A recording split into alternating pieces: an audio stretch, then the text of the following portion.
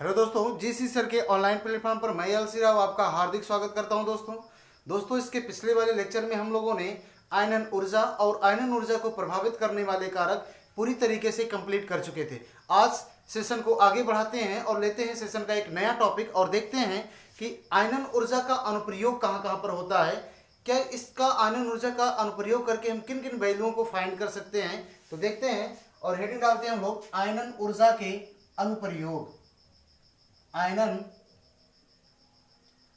ऊर्जा के अनुप्रयोग, एप्लीकेशन ऑफ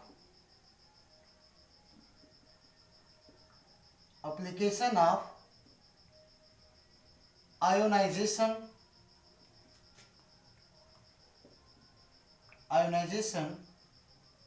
एनर्जी। आयनन ऊर्जा के अनुप्रयोग, ये टॉपिक होगा आज का दोस्तों हमारा, कि आयनन ऊर्जा का प्रयोग करके हम कौन कौन सा टर्म्स ऐसा है जिसको आसानी से समझ सकते हैं।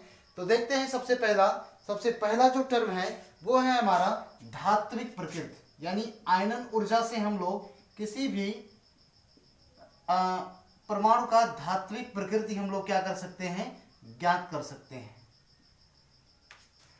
तो धात्विक प्रकृति की अगर बात करें हम लोग, तो धात्विक प्रकृति जो होता है यह आयनन ऊर्जा के क्या होता है, व्युत्क्रमानुपाती होता है। यानी यहां पर देखेंगे हम लोग आयनन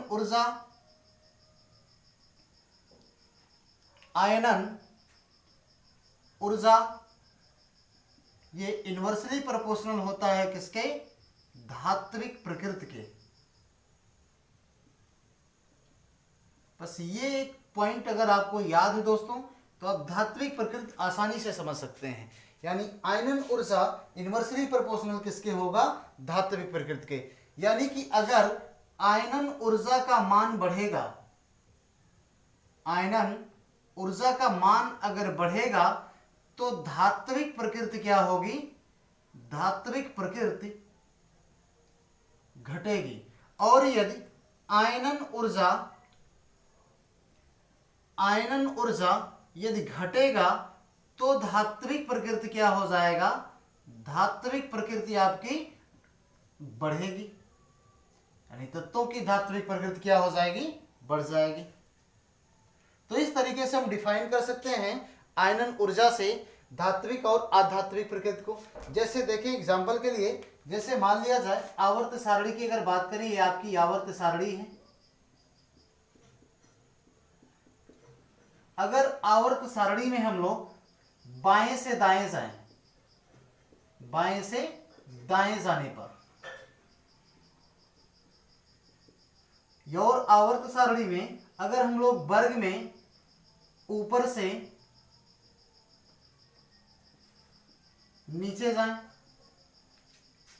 तो अगर हम लोग आवर्त सारणी में बाएं से दाएं जाते हैं तो आयनन ऊर्जा क्या होता है, यहां पर आयनन ऊर्जा बढ़ेगा, आयनन ऊर्जा बढ़ेगा। और अगर आयनन ऊर्जा अगर बढ़ रहा है तो धात्विक प्रकृति क्या हो जाएगी, कम हो जाएगी, धात्विक प्रकृति इसकी घटेगी। और यदि हम लोग आवर्त सारणी में यानी वर्ग में ऊपर से नीचे जाएं तो आयनन ऊर्जा क्या होगा, यहां पर आयनन ऊर्जा आपका घटता है। क्यों घटता है, सारी रीजन इसके पिछले वाले वीडियो में हम लोगों ने पूरी तरीके से डिफाइन कर लिया था। तो आयनन ऊर्जा अगर घटता है तो धात्विक प्रकृति क्या हो जाएगी, बढ़ेगी, धात्विक प्रकृति बढ़ेगी। तो ये था आवर्त सारणी के संदर्भ में। तो जैसे यहां पर मैं कुछ पॉइंट्स अगर आपको बताऊं, यानी कि जैसे अगर मैं यहां लिख दूं कि सोडियम, पोटेशियम, रुबिडियम, सीजियम, इनमें से किसकी आयनन ऊर्जा सबसे अधिक होगी और किसकी धात्विक प्रकृति सबसे अधिक होगी। इस तरीके से मैं कह दूं कि किसकी धात्विक प्रकृति सबसे अधिक होगी। तो देखिए आप वर्ग में ऊपर से नीचे जा रहे हैं तो सबसे नीचे जो है ये सीजियम है, तो सीजियम की धात्विक प्रकृति क्या हो जाएगी, सबसे अधिक हो जाएगी। उससे कम किसकी होगी, रुबिडियम की।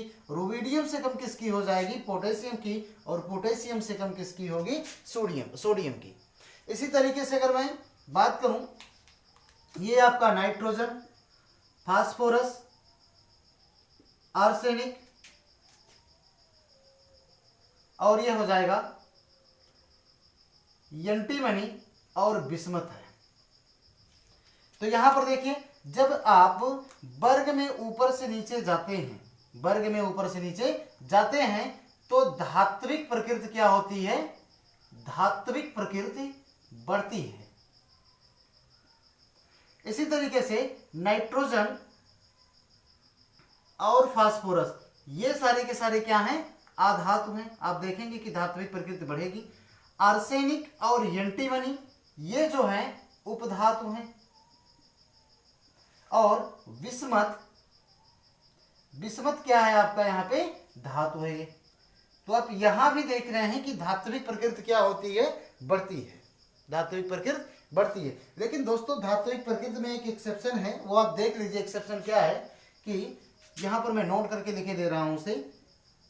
ये एक्सेप्शन है जो लिथियम है, लिथियम सर्वाधिक, लिथियम की धात्विक प्रकृति, लिथियम की धात्विक प्रकृति, धात्विक प्रकृति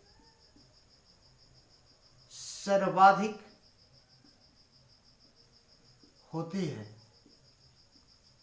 लिथियम की धात्विक प्रकृति क्या होती है? सर्वाधिक होती है। यानी लिथियम की धात्विक प्रकृति सर्वाधिक होने का मतलब यह है कि लिथियम के अंदर से इलेक्ट्रॉनों को आसानी से क्या किया जा सकता है? निकाला जा सकता है, और इसकी आयनन ऊर्जा का मान कम होता है। वैसे अगर जनरल ट्रेंड की बात करें तो जनरल ट्रेंड में तो आएगा आपका सीजियम। जैसे इस ट्रेंड की बात करें तो वर्ग में ऊपर से नीचे जाने पर मैंने लिखा है कि आयनन ऊर्जा का मान क्या होता है? घटता है। और धात्विक प्रकृति क्या होती है? बढ़ती है। लेकिन यहाँ पर एक एक्सेप्शन है, इसे आप स्टार लगा लीजिए। ये टीजीटी के क्वेश्चन एग्जाम में पूछा गया सवाल है दोस्तों, कि निम्न में से किसकी धात्विक प्रकृति सर्वाधिक होती है, या अपचायक प्रकृति किसकी सर्वाधिक होती है? तो जवाब क्या होगा? यहाँ पे लिथियम का हो जाएगा। जवाब क्या होगा? लिथियम का। तो इस तरीके से आयनन ऊर्जा से हम लोग किसी भी एलिमेंट के धात्विक प्रकृति को क्या कर सकते हैं? हम लोग फाइंड आउट कर सकते हैं। जैसे हमने यहाँ पर बताया सोडियम, पोटेशियम, रुबिडियम और सीजियम। तो सीजियम की धात्विक प्रकृति क्या हो जाएगी?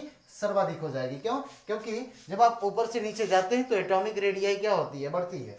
एटॉमिक रेडियाई बढ़ने की वजह से आयोनाइजेशन एनर्जी का मान क्या हो जाता है? घट जाता है। अगर आयोनाइजेशन एनर्जी का मान घटता है तो धात्विक प्रकृति क्या होगी? बढ़ेगी। तो क्लियर है? तो एक बार से आप इसका फटाफट से स्क्रीनशॉट लो, फिर हम लोग आगे की तरफ बढ़ते हैं और देखते हैं नेक्स्ट अनुप्रयोग। नेक्स्ट अनुप्रयोग है क्रियाशीलता का। नेक्स्ट अनुप्रयोग किसका है? क्रियाशीलता, रिएक्टिविटी का। नेक्स्ट अनुप्रयोग है दूसरा अनुप्रयोग, क्रियाशीलता, क्रियाशीलता रिएक्टिविटी का। तो क्रियाशीलता के बारे में अगर हम लोग बात करें तो जो आयनन ऊर्जा है, या आयनन ऊर्जा क्रियाशीलता के भी क्या होता है? क्रियाशीलता के भी व्युत्क्रमानुपाती होता है। सिंपल टर्म में देखें हम लोग तो यानी अगर आयनन ऊर्जा का मान बढ़ेगा, अगर आयनन ऊर्जा का मान क्या होगा? बढ़ेगा, इंक्रीज करेगा, तो क्रियाशीलता क्या होगा? घटेगा। इसी तरीके से अगर आयनन ऊर्जा का मान क्या होता है? घटता है, तो क्रियाशीलता क्या होगा? एक एक टर्म देखेंगे दोस्तों, बहुत स्लोली स्लोली, एकदम से धीरे धीरे, और ये होगा बढ़ेगा। अगर आयनन ऊर्जा बढ़ता है तो क्रियाशीलता क्या होगा? घटेगा, और अगर आयनन ऊर्जा घटता है तो क्रियाशीलता क्या होगा? बढ़ेगा। बात समझ में आई? इस तरीके से अगर हम लोग आवर्त सारणी की बात करें, यानी आवर्त सारणी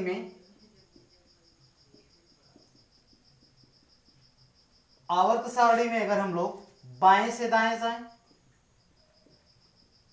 बाएं से दाएं, यानी आवर्त की बात कर रहे हैं हम लोग यहाँ पे। और अगर वर्ग की बात करें, वर्ग में ऊपर से नीचे जाएं, वर्ग में ऊपर से नीचे जाए तो आवर्त सारणी में यदि आवर्त में बाएं से दाएं जाते हैं तो आयोनाइजेशन एनर्जी जो होती है, आयनन ऊर्जा बढ़ेगा। और यहां अगर वर्ग में ऊपर से नीचे जाएं तो आयनन ऊर्जा क्या होगा, घटेगा। और यदि आयनन ऊर्जा बढ़ रहा है तो मैंने यहां पर लिखा है जो रिएक्टिविटी है, क्रियाशीलता है, या क्रियाशीलता क्या हो जाएगा, घट जाएगा। क्रियाशीलता घटेगा कब, जब आप बाएं से दाएं जाएंगे, यानी बाएं से दाएं आवर्त में बाएं से दाएं जाने पर क्रियाशीलता क्या होगा, घटेगा। और यदि आयनन ऊर्जा घट रहा है तो क्रियाशीलता क्या हो जाएगा, बढ़ जाएगा। क्रियाशीलता उस कंडीशन में क्या होगा, बढ़ेगा। यानी आवर्त में अगर आवर्त में बात करें तो आवर्त में जो पहला एलिमेंट होता है, यानी कि जो क्षारीय मेटल होते हैं, क्षारीय धातुएं होती हैं, एल्कली मेटल, जिन्हें हम लोग प्रतिनिधित्व तत्व भी कहते हैं, उनकी क्रियाशीलता क्या होगी, सर्वाधिक होगी। मैंने आपको लिखवाया भी था कि वहां पर भी नोट करके मैंने आपको नोट करवाया था कि सर्वाधिक क्रियाशील जो तत्व है वो लिथियम है। लिथियम जो है ये सर्वाधिक क्रियाशील तत्व है। यहां भी आप स्टार लगा लेंगे और ये इंपॉर्टेंट टर्म है आपके लिए। लिथियम की क्रियाशीलता क्या होती है, सर्वाधिक होती है।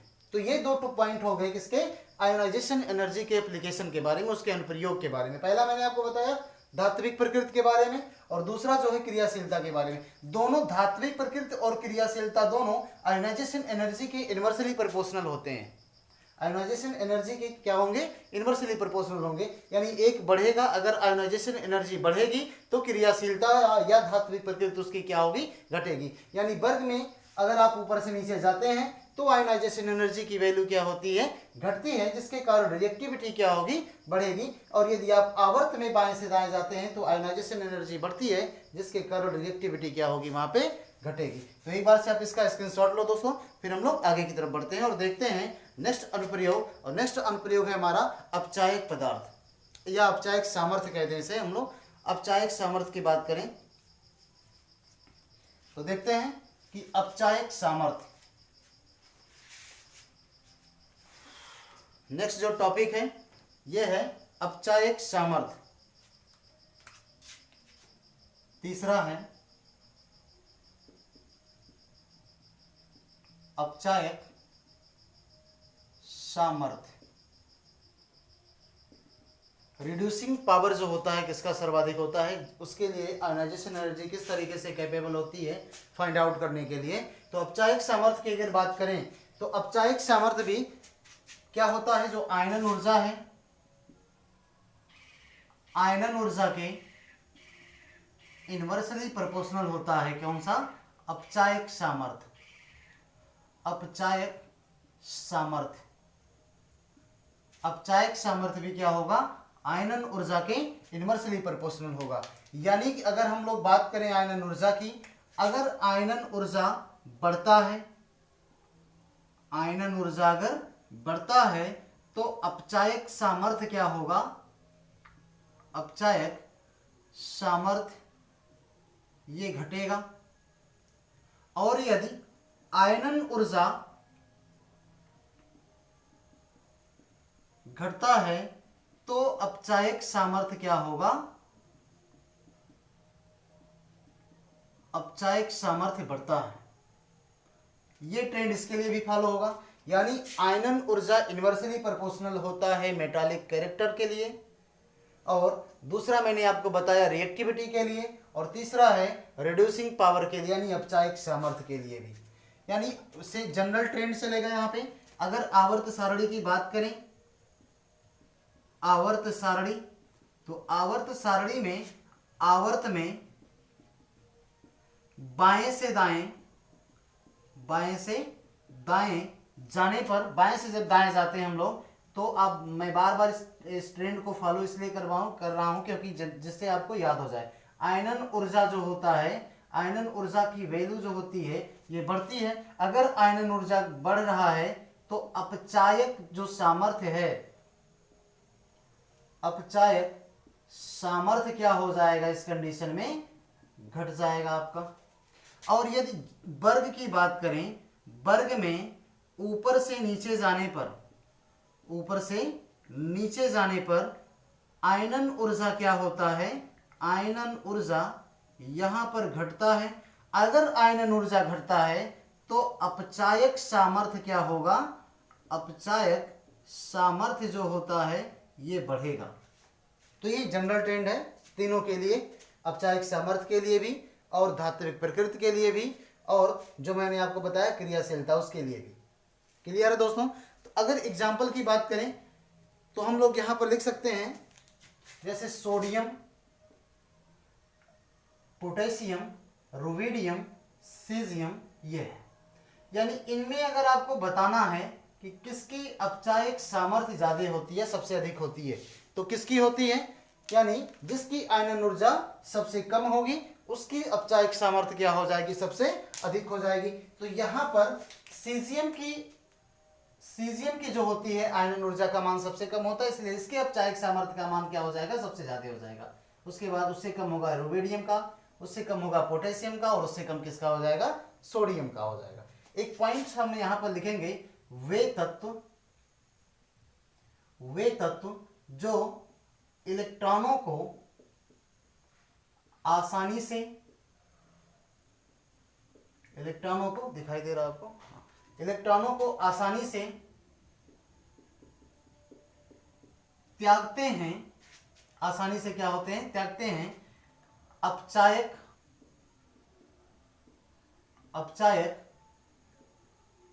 पदार्थ कहलाते हैं। यानी जब अपक्रिया जो होगी, यानी जब अपक्रिया किसकी हो जाएगी, ऑक्सीडेशन की होगी, तो जो सब्सटेंस होगा, जो एलिमेंट होगा, वह एलिमेंट या वह सब्सटेंस क्या होगा, अपचायक होगा, यानी कि रिड्यूसिंग एजेंट होगा। बस इतना आपको समझना है। यानी जो एलिमेंट जितनी आसानी से इलेक्ट्रॉनों को क्या करेगा, त्यागता है, निकालता है अपने अंदर से, वह उतना ही क्या होता है, प्रबल अपचायक होता है। क्लियर है दोस्तों। और आप ये भी जानते हैं, जो जितनी आसानी से इलेक्ट्रॉनों को निकालता है उसकी जो आयनन ऊर्जा होती है, आयनन ऊर्जा उतनी ही कम होती है, ये भी आप जानते रहिए। यहां भी आप एक नोट पॉइंट लिखेंगे हम लोग यहां पे, कि जैसे लिथियम जो है, लिथियम सर्वाधिक अपचायक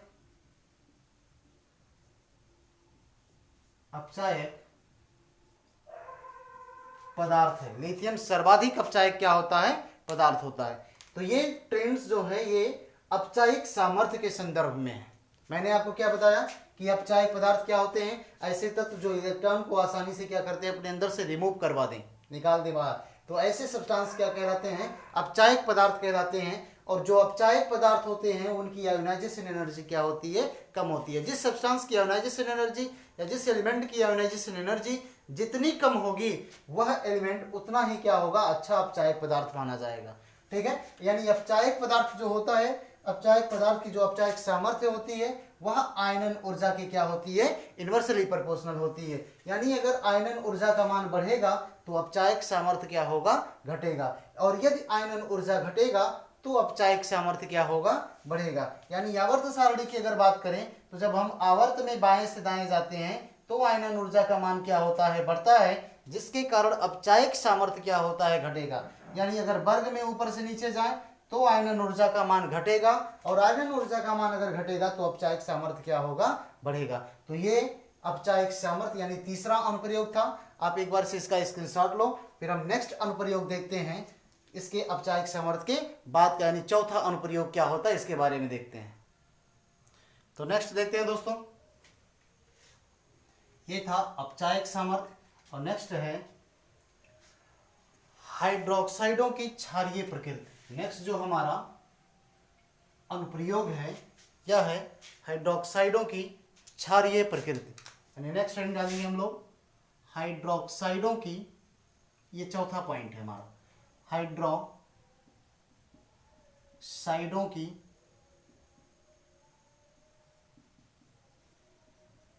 क्षारीय प्रकृति, इसका भी पता लगा सकते हैं हम लोग किसके द्वारा, आयोनाइजेशन एनर्जी के द्वारा।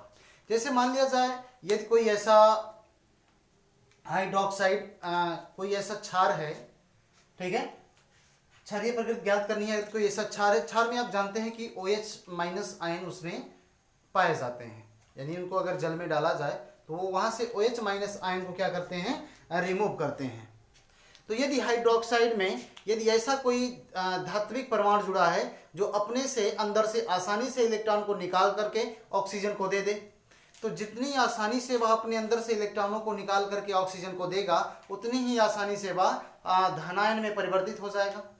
और अगर वह आसानी से इलेक्ट्रॉनों को निकाल करके ऑक्सीजन को दे रहा है, तो यानी कि उसकी आयनन ऊर्जा का मान क्या होगा, कम होगा। और यदि उसकी आयनन ऊर्जा का मान कम है तो उसकी क्षारीय सामर्थ्य क्या होती है, अधिक होती है। इस पॉइंट को आप याद रखना है, यानी आयनन ऊर्जा ये भी इन्वर्सली प्रोपोर्शनल होता है किसके, क्षारीय सामर्थ्य के, क्षारीय सामर्थ्य के। जैसे यहां पर देखें हम लोग, जैसे कि एग्जांपल देखें, जैसे मान लिया जाए कोई क्षार है MOH है, और यहां पर M पर कोई मेटल है, कोई सा भी एलिमेंट है, ये M अपने इलेक्ट्रॉनों को आसानी से इस ऑक्सीजन को दे देता है और कन्वर्ट हो जाता है M+ में, और यहां से अपने को मिलता है OH-। क्लियर है दोस्तों। अगर यह आसानी से अपने इलेक्ट्रॉनों को ऑक्सीजन को दे देगा तो ये इसके आयनन ऊर्जा का मान क्या होगा, कम होगा, और इसकी क्षारीय प्रकृति क्या होगी, बढ़ जाएगी। यानी जहां पर हम लोग लिख सकते हैं कि हाइड्रोक्साइड में यदि यहां पर लिख दें हम लोग, हाइड्रोक्साइड में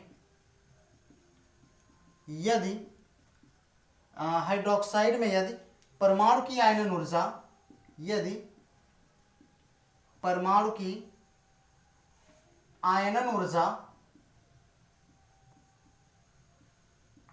ऊर्जा कम हो तो उसकी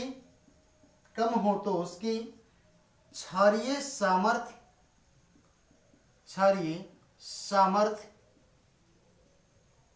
अधिक होती है। क्षारीय सामर्थ्य क्या होता है, उसका अधिक होता है। क्यों? क्योंकि वह आसानी से इलेक्ट्रॉनों को देकर, इलेक्ट्रॉन को ऑक्सीजन को देकर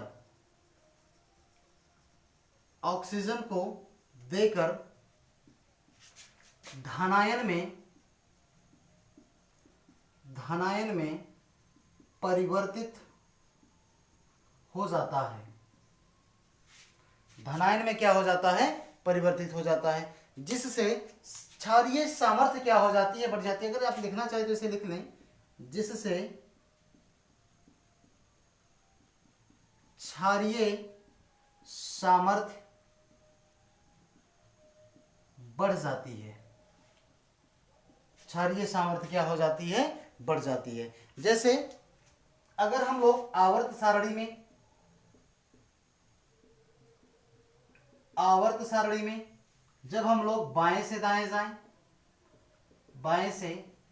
जाएं तो आप जानते हैं यहां पे आयनन ऊर्जा का मान क्या होता है, आयनन ऊर्जा का मान ये बढ़ता है। और अगर आप आवर्त सारणी में वर्ग में ऊपर से नीचे जाएं तो ऊपर से नीचे जाने पर आयनन ऊर्जा का मान क्या होगा, आयनन ऊर्जा का मान घटेगा। और यदि आयनन ऊर्जा का मान घटेगा तो क्षारीय सामर्थ्य क्या होगी, बढ़ेगी। क्षारीय सामर्थ्य बढ़ेगा और अम्लीय सामर्थ्य जो होगा, ये अम्लीय सामर्थ्य क्या हो जाएगा, यहाँ पे घटेगा। लेकिन अगर आप आवर्त सारणी में बाएं से दाएं जाएं तो आयनन ऊर्जा बढ़ेगा तो क्षारीय क्षारीय सामर्थ्य जो होगा यह क्या होगा, घटेगा। और अगर क्षारीय सामर्थ्य घट रहा है तो जो अम्लीय सामर्थ्य होगा, अम्लीय सामर्थ्य यह क्या होगा, बढ़ेगा। अम्लीय सामर्थ्य इसका क्या होगा, बढ़ेगा। जैसे देखें हम लोग एक एग्जांपल के लिए या एग्जांपल दे दें, हम यहाँ पे NaOH की बात कर लें और यहाँ पर मैं बात कर लूँ ClOH की बात कर लें। यहाँ पर देख रहे हैं दोनों में क्या है, दोनों में OH है, लेकिन यहाँ पर Na+ आसानी से अपने इलेक्ट्रॉनों को ऑक्सीजन को दे देगा, इसलिए इसकी यह क्षारीय होगा और यह क्या हो जाएगा, यह अम्लीय प्रकृति का हो जाएगा। यह आसानी से इलेक्ट्रॉनों को नहीं देगा, इसलिए इसकी प्रकृति क्या हो जाएगी, अम्लीय हो जाएगी और इसकी प्रकृति क्या होगी, क्षारीय होगी। क्यों? क्योंकि सोडियम की जो आयोनाइजेशन एनर्जी होती है, सोडियम की आयोनाइजेशन एनर्जी क्या होती है, बहुत ही कम होती है इन कंपेरिजन टू Cl के। बात समझ में आई? तो ये था हाइड्रोक्साइड की क्षारीय प्रकृति कैसे ज्ञात करेंगे। तो एक बार से आप इसका स्क्रीनशॉट लो, फिर हम लोग आगे की तरफ बढ़ते हैं। या इसका एक और मैं एग्जांपल अगर आपको बताऊं, जैसे एग्जांपल मैंने यहां पे दे दिया, यहां पर मैंने दे दिया NaOH, KOH, RbOH या CSOH। इनमें से किसकी क्षारीय सामर्थ्य सबसे अधिक होगी, किसकी क्षारीय सामर्थ्य क्या होगी, सबसे अधिक होगी। तो क्षारीय सामर्थ्य उसकी सबसे अधिक होगी जो अपने इलेक्ट्रॉन को आसानी से किसको दे देगा, O को दे देगा। यानी जिसकी आयनन ऊर्जा का मान कम होगा उसकी क्षारीय सामर्थ्य क्या हो जाएगी, सबसे अधिक हो जाएगी। तो यहां पर सबसे, यानी ये जो होगा यह प्रबल क्षारीय होगा और इन चारों में जो NaOH होगा ये क्या हो जाएगा, ये दुर्बल क्षारीय हो जाएगा। इन चारों में जो CSOH है या प्रबल क्षारीय हो जाएगा और जो NaOH है या क्या हो जाएगा, दुर्बल क्षारीय हो जाएगा। तो इतनी सारी चीजें क्लियर है दोस्तों हाइड्रोक्साइड की क्षारीय प्रकृति के बारे में। आपको ये अगर क्लियर है तो क्षारीय प्रकृति निकालने में आपको किसी भी प्रकार की कोई प्रॉब्लम नहीं होगी। तो एक बार से आप इसका स्क्रीनशॉट लें फटाफट, फिर हम लोग आगे की तरफ बढ़ते हैं और देखते हैं नेक्स्ट टॉपिक अनुप्रयोग का। तो आगे बढ़ते हैं दोस्तों। ये था आपका चौथा टर्म हाइड्रोक्साइडों की क्षारीय प्रकृति निकालने के लिए। और इसके आगे अब आपको ले चलते हैं और लेते हैं नेक्स्ट टर्म ऑक्सीकरण अवस्थाओं का अस्थायित्व, यानी जो पांचवा है, ये है पांचवा ऑक्सीकरण अवस्थाओं का, ऑक्सीकरण अवस्थाओं का अस्थायित्व, ऑक्सीकरण अवस्थाओं का अस्थायित्व। तो देखिए दोस्तों, ऑक्सीकरण अवस्थाओं की अगर बात करें तो जब किसी भी तत्व के दो क्रमागत आयनन ऊर्जाओं का जो अंतर है, जैसे कोई भी एलिमेंट है, जैसे एलिमेंट मान लेते हैं यक्स है, यक्स की कोई पहली आयनन ऊर्जा की वैल्यू कुछ होगी और उसकी दूसरी आयनन ऊर्जा की वैल्यू भी क्या होगी, कुछ ना कुछ होगी। तो यदि दोनों क्रमागत ऊर्जाओं का अंतर अगर 16 इलेक्ट्रॉन वोल्ट से अधिक आए, कितने से, 16 इलेक्ट्रॉन वोल्ट से अधिक आए, तो वह तत्व अपने निम्न ऑक्सीकरण अवस्था में क्या होगा, अस्थायी होगा। इस पॉइंट को हम लोग लिखेंगे भी, यानी जैसे मैंने क्या लिखा आप यहाँ पे, आप इसे नोट करेंगे। यानी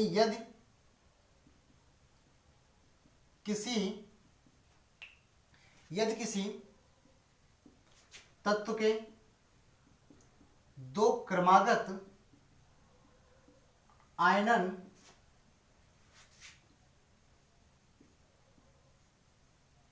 ऊर्जाओं का अंतर 16 इलेक्ट्रॉन वोल्ट से अधिक होता है, तो वह अपने निम्न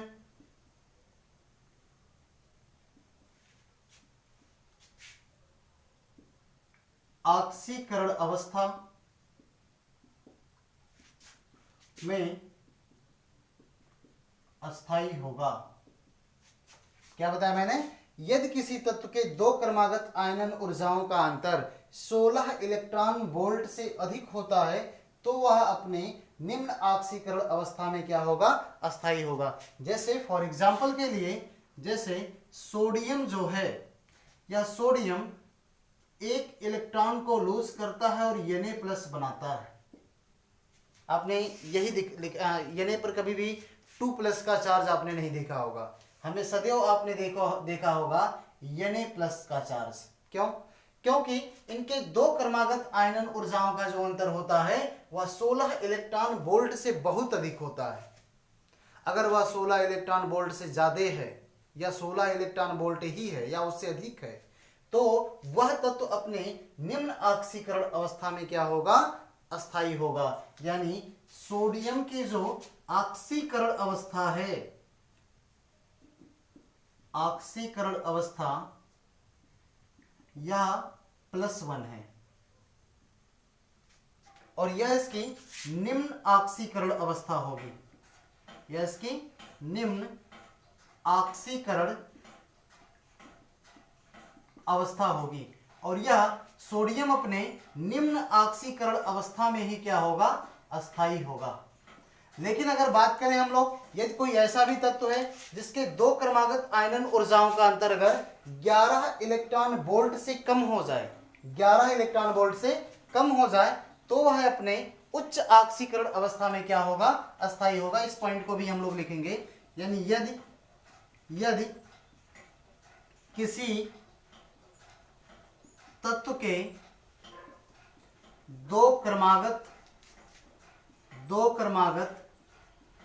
सदस्यों दो क्रमागत आयनन ऊर्जाओं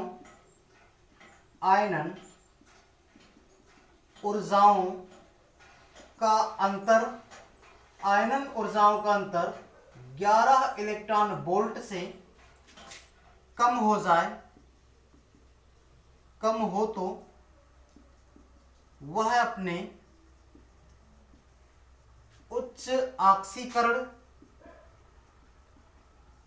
ऑक्सीकरण अवस्था में अस्थाई होगा। उच्च ऑक्सीकरण अवस्था में क्या होगा? अस्थाई होगा। इसका जो एग्जाम्पल है, इसके लिए जो एग्जाम्पल देखें हम लोग, जैसे Mg है, Mg 2 इलेक्ट्रॉन को लूज करता है और Mg+2 बनाता है। Mg+1 में होता है, Mg+1 अनस्टेबल होता है, वो अस्थाई होता है। लेकिन Mg+2 जो है, यह इसका क्या होता है? यह अस्थाई होता है। क्यों? क्योंकि इतनी ऊर्जा एटमॉस्फेयर से मिल जाती है और वह अपने उच्च ऑक्सीकरण अवस्था में क्या हो जाता है? अस्थाई हो जाता है। यानी Mg जो है, Mg की जो ऑक्सीकरण अवस्था होती है, इसकी ऑक्सीकरण अवस्था क्या होती है? इसकी ऑक्सीकरण अवस्था जो होती है, ये होती है +2 होती है। इसे आप नोट रखेंगे। यानी कोई ऐसा तत्व है जिनके दो क्रमागत आयनन ऊर्जाओं का अंतर अगर 16 इलेक्ट्रॉन वोल्ट से अधिक होता है, अगर 16 इलेक्ट्रॉन वोल्ट से अधिक है, तो है अपने निम्न ऑक्सीकरण अवस्था में क्या होगा? अस्थाई होगा। कि जैसे सोडियम क्या होता है? सोडियम +1 स्टेट में क्या होता है? ये स्टेबल होता है। लेकिन यदि किसी तत्व के दो क्रमागत आयनन ऊर्जाओं का अंतर यदि 11 इलेक्ट्रॉन वोल्ट से कम हो जाए, यदि 11 इलेक्ट्रॉन वोल्ट से कम होगा, तो अपने उच्च ऑक्सीकरण अवस्था में क्या होगा? अस्थाई होगा। जैसे कि मैग्नीशियम। ठीक है? यानी ये बहुत ही कम ऊर्जा होती है जो कि एटमॉस्फेयर से मिल जाती है, और यह Mg+2 में क्या होता है? स्टेबल होता है। तो एक बार से आप इसका स्क्रीनशॉट लें दोस्तों, फिर हम लोग आगे की तरफ बढ़ते हैं। आगे देखते हैं दोस्तों। और इसका एक एक्सेप्शन है एल्यूमिनियम। इसका एक एक्सेप्शन क्या है? एल्यूमिनियम है। एल्यूमिनियम के प्रथम और द्वितीय आयनन ऊर्जाओं का जो अंतर होता है वह 12.8 इलेक्ट्रॉन वोल्ट का होता है, जो कि 11 इलेक्ट्रॉन वोल्ट से अधिक है। 11 इलेक्ट्रॉन वोल्ट से क्या है? वो अधिक है। तो उसे अपने निम्न ऑक्सीकरण अवस्था में क्या होना चाहिए? स्टेबल होना चाहिए। लेकिन होता क्या है कि एल्युमिनियम जो है, इसका एक एक्सेप्शन है। एल्युमिनियम का जो प्रथम और द्वितीय आयनन ऊर्जाओं का जो अंतर होता है वह 12.8 इलेक्ट्रॉन वोल्ट होता है। क्लियर है? इसलिए एल्युमिनियम +1 में तो स्टेबल होता है ये, लेकिन +1 में कब स्टेबल होगा? जब एल्युमिनियम गैसियस स्टेट में हो। जब एल्युमिनियम किस स्टेट में होगा? गैसियस स्टेट में होगा, तब यह +1 स्टेट में स्टेबल होगा। लेकिन जैसे यह ठोस में परिवर्तित होता है तो उच्च चालक ऊर्जा और आनुपातिक विभाजन के कारण यह Al+3 में क्या होता है? परिवर्तित हो जाता है। या Al+3 में क्या होगा? परिवर्तित हो जाएगा। इस पॉइंट को हम लोग लिखेंगे भी और देखते हैं। Al, ये जो पॉइंट है, Al की प्रथम यानी कि एल्युमिनियम Al की प्रथम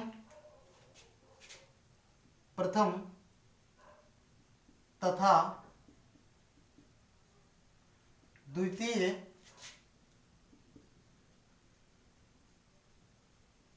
आयनन ऊर्जाओं का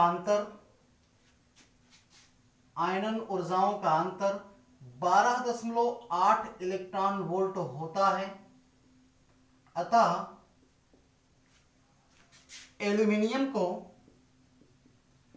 Al+ स्टेट में यानी प्लस ऑक्सीकरण अवस्था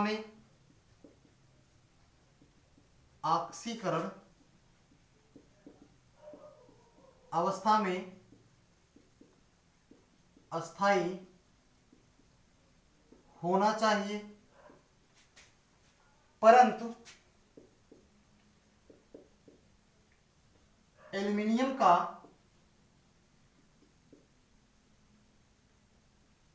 ठोस अवस्था में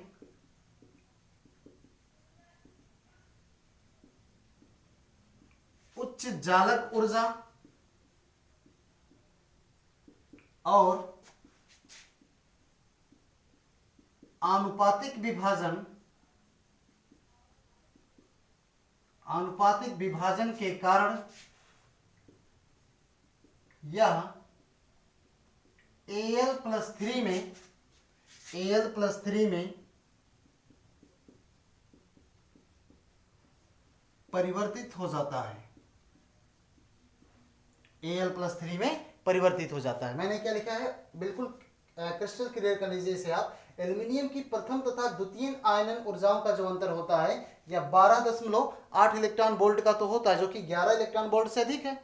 यानी इसे +1 ऑक्सीकरण अवस्था में क्या होना चाहिए? अस्थायी होना चाहिए। लेकिन जब Al का ठोस अवस्था में उच्च चालक ऊर्जा और आनुपातिक विभाजन के कारण यह Al+3 में क्या होता है? परिवर्तित हो जाता है।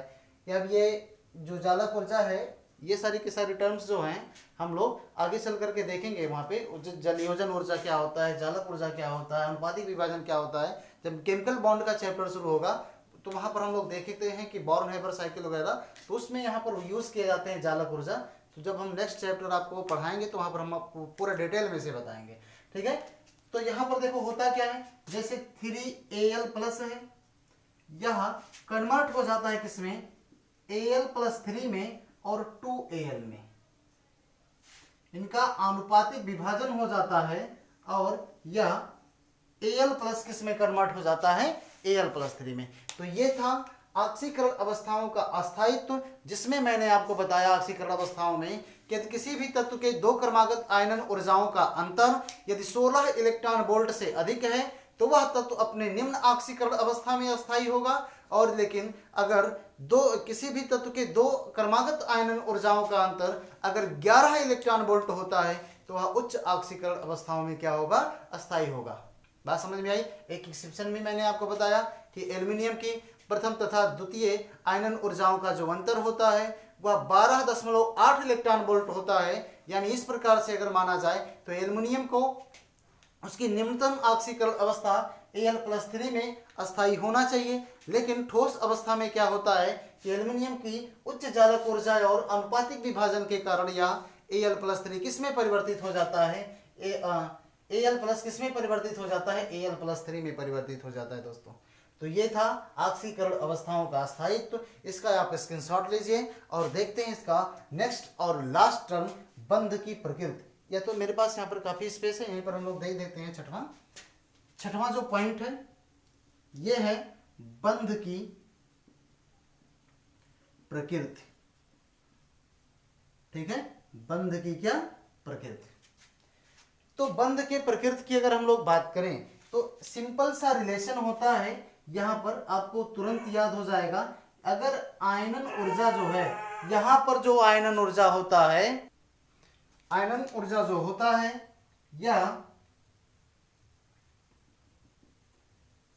यह इनवर्सली प्रोपोर्शनल होता है किसके, आयनिक लक्षण के, आयनिक लक्षण के। ये पहला पॉइंट है दोस्तों, इसे आप याद रखेंगे। जो दूसरा टर्म है, या नहीं मैं यहां पे लिख दूं, दिखाई दे रहा है आपको, हाँ, आयनन ऊर्जा जो है, आयनन ऊर्जा प्रोपोर्शनल होता है किसके, सहसंयोजक लक्षण के, सहसंयोजक लक्षण के। ये दो पॉइंट्स मैंने आपको इसलिए लिखे क्योंकि अगर आयनन ऊर्जा बढ़ेगी, अगर आयनन ऊर्जा क्या होगी, बढ़ेगी, तो सहसंयोजक लक्षण भी क्या होगा, बढ़ेगा। सहसंयोजक लक्षण भी क्या होगा, बढ़ेगा। लेकिन यदि आयनन ऊर्जा घटेगी, आयनन ऊर्जा यदि घटेगी, तो यौगिक का आयनिक लक्षण यानी उस तत्व का आयनिक लक्षण क्या होगा, बढ़ेगा। बस इतनी पॉइंट्स आपको याद रखने हैं। यानी मैंने आपको बताया कि ऐसे तत्व, ऐसे तत्व, यहां पर मैं लिख भी दूं, ऐसे तत्व जिनकी आयनन ऊर्जा कम होती है, जिनकी आयनन ऊर्जा कम होती है, वह इलेक्ट्रॉन को उतनी आसानी से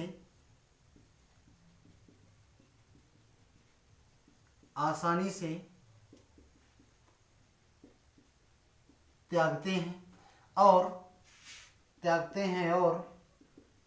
आयन में दिखाई दे रहा है आपको, हाँ, आयन में परिवर्तित हो जाते हैं, आयन में परिवर्तित हो जाते हैं। बात समझ में आई? आयन में क्या हो जाते हैं, परिवर्तित हो जाते हैं। जैसे यहां पर मैं एक एग्जांपल लिखूंगा, अगर आपके लिए एग्जांपल ये है, एग्जांपल है NaCl, MgCl2, और ये है AlCl3, और यहां पे है SiCl4। इसमें आपको ये देखना है कि आयनिक जो लक्षण है इस चारों यौगिकों में किसका सर्वाधिक होगा। तो किसका सर्वाधिक होगा, जिसका आयनन ऊर्जा का मान कम होगा।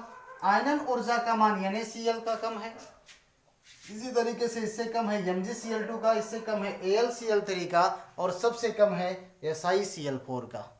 तो बस सीधी सी बात है, अगर आयनन ऊर्जा बढ़ती है तो आयनिक लक्षण क्या होता है, घटता है, और यदि आयनन ऊर्जा बढ़ता है तो सहसंयोजक लक्षण क्या होता है, बढ़ता है।